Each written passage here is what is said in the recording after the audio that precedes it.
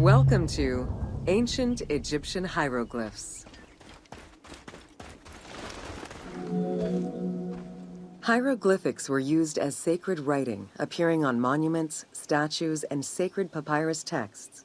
The earliest symbols that resemble hieroglyphs were on pottery dating back to 4000 BCE. This stylized form of signs and drawings was the only writing used from its ancient origins to the end of pharaonic history. Ancient Egyptians referred to hieroglyphs as the writing of the gods.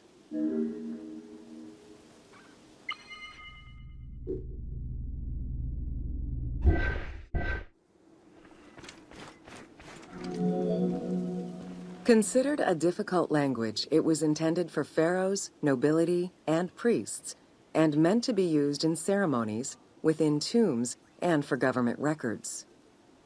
Since few Egyptians were able to read the ancient hieroglyphs, the mythological aura around the language was persistent, even in their own culture.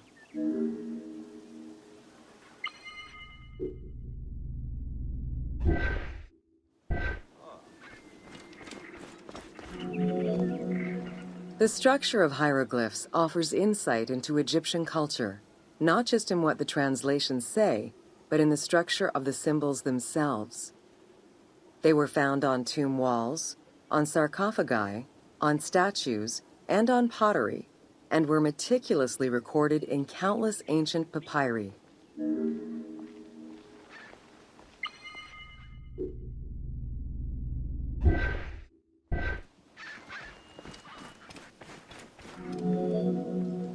In many temples, priests would perform rituals and daily offerings. These were accompanied by hieroglyphs used as spells. In tomb paintings, the hieroglyphs are represented with formulas to recite. These spoken words were meant to be spells which would allow the deceased to benefit from the offerings for all eternity. Spells and offerings were also written for the living, to enhance medicines and cure illnesses.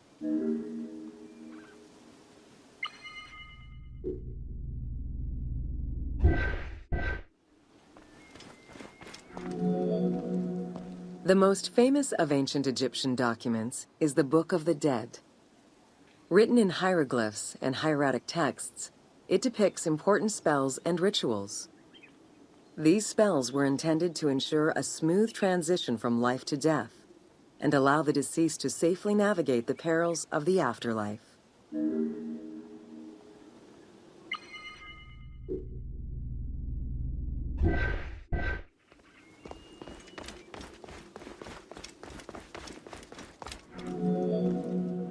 Even after it was deciphered, the reading of hieroglyphs remained difficult at times due to the many directions in which they can be read. Depending on the orientation of the signs, hieroglyphs can be read left to right, right to left, horizontally or vertically, though never bottom to top.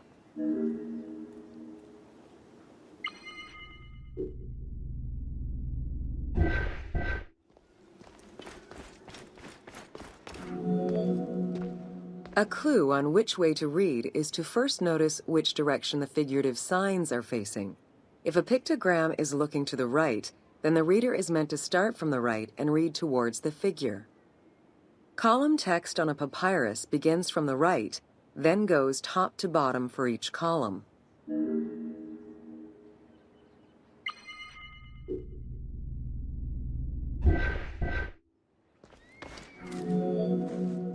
Text written on tomb walls resembles the structure of a page from a comic book.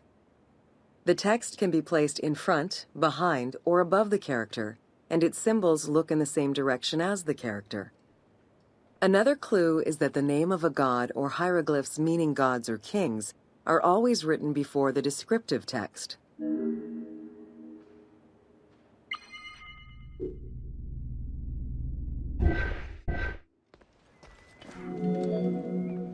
Compared to alphabetical languages, Egyptian hieroglyphs have more symbols. Confronted with the absence of vowels, the Egyptians invented a category of signs. When placed at the end of words, these signs help inform its meaning. For instance, a drawing of a lion will refer to a lion and also relate to the abstract concept of a lion as something dangerous or powerful.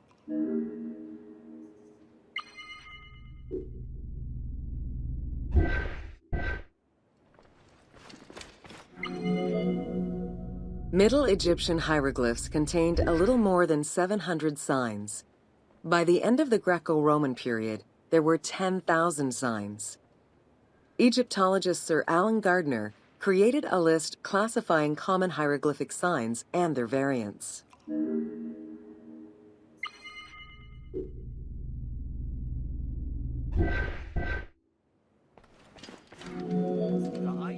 Ancient Egyptian languages have many similarities with Asian and African languages. They have evolved in similar ways to the various forms of written Egyptian. These languages belong to the Hamito-Semitic group. There were 5 clear evolutions in the Egyptian language, each with their own distinctive structure. These languages are known as Old Egyptian, Middle Egyptian, Late Egyptian, Demotic, and Coptic. Coptic is the only living language that allows linguists to define the vowel structure and to distinguish different dialects.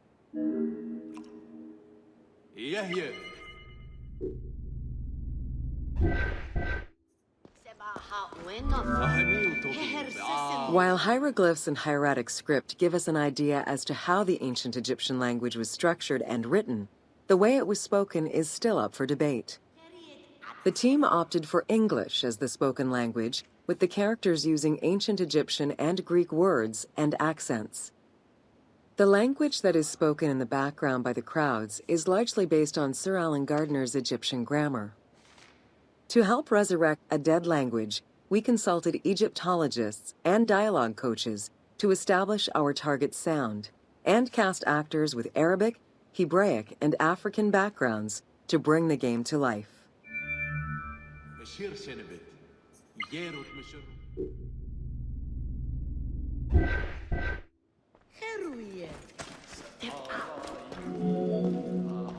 After Alexander the Great's arrival in Egypt and the establishment of his reign, Greek became the language used by the governing bodies.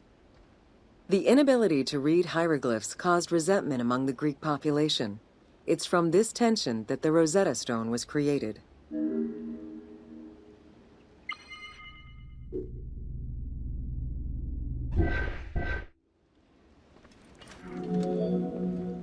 The spread of Christianity ended pharaonic culture and resulted in the destruction of its pagan monuments.